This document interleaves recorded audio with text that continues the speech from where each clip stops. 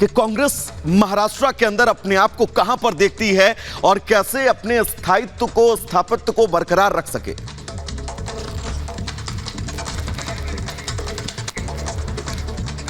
तो तमाम अहम चर्चाएं कांग्रेस की इस बैठक में हुई हैं। विधायकों के साथ यह बैठक हुई है, खत्म हुई महाराष्ट्र कांग्रेस की बैठक।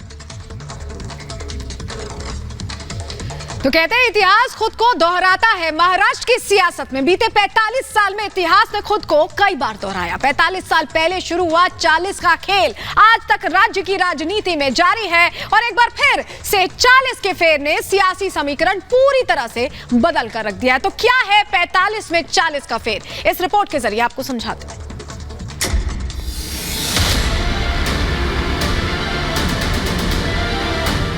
राजनीति में बगावत कोई नई बात नहीं है। आज शरद पवार के खिलाफ बगावत हुई है, कभी शरद पवार ने खुद ही किसी और के खिलाफ बगावत का बिगुल फूंक दिया था। आज एनसीपी में फूट पड़ी है और शरद से उनके 40 विधायक झटक कर दूसरे पाले में चले गए हैं। लेकिन आज से 45 साल पहले शरद पवार ने 40 विधायकों के साथ मिलकर तत्कालीन सीएम वसंत पाटिल को धोखा दिया था और खुद अपनी पार्टी बनकर मुख्यमंत्री बन गए थे। सत्ता की चाहत बहुत बेरहम होती है, इसमें रिश्ते बौने पड़ जाते हैं। भतीजे अजित पवार के हाथों राजनीति के दंगल में चित हुए शरद पवार से बेहतर भला इस बारे में कौन जानता होगा। रविवार को शरद पवार के साथ जो हुआ उसने उन्हें 1978 की याद दिला दी होगी। शायद यही वजह है कि उन्होंने कहा कि बगावत उनके लिए कोई नई चीज नहीं है, वो पार्टी को दोबारा खड़ी कर देंगे। सामान्य माणूस एक वेळ उपाशी राहील, पण तो महाराष्ट्राची सामूहिक शक्ती ही मजबूत केल्याशिवाय राहणार नाही आणि ही शक्ती मजबूत करून जी उलटा फालत करणारी शक्ती आहे वर्ग आहे त्यांना त्यांची योग्य जागा दाखवायला राहणार नाही। याला फार अवकाश नाही।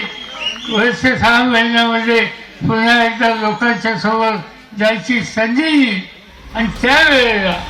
रविवार के पूरे घटनाक्रम ने महाराष्ट्र में 1978 में वसंत दादा पाटिल सरकार के खिलाफ शरद पवार की बगावत की यादें ताजा कर दी। साथ ही ताजा कर दी 1 साल पहले शिंदे की उद्धव के साथ बगावत की कहानी भी।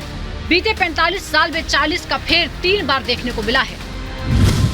पहली बार साल 1978 में शरद पवार ने कांग्रेस के खिलाफ बागी तेवर अपनाए थे, अपने 40 विधायकों के साथ पार्टी से अलग हुए। इसके चलते वसंत पाटिल की सरकार गिर गई।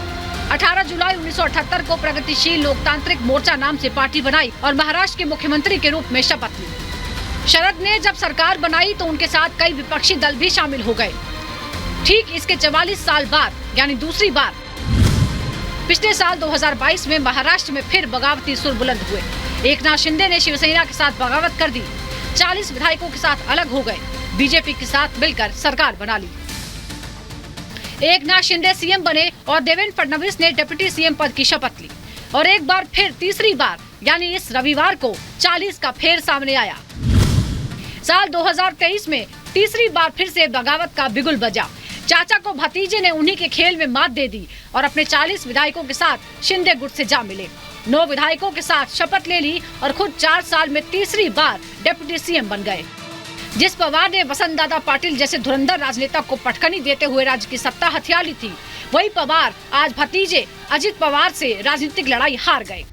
शरद पवार की बगावत के कारण वसंत दादा पाटिल की सरकार गिर गई थी, लेकिन अजित दादा की बगावत की वजह से एकनाथ शिंदे सरकार को बल मिला है, वो और मजबूत हो गई है।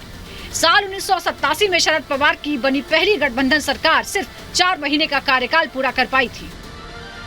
वहीं फडणवीस के साथ साल 2019 में 3 दिन सरकार चलाने वाले अजित पवार एकनाथ शिंदे के साथ कितनी लंबी दूरी तय कर पाते हैं, ये तो आने वाला वक्त बताएगा।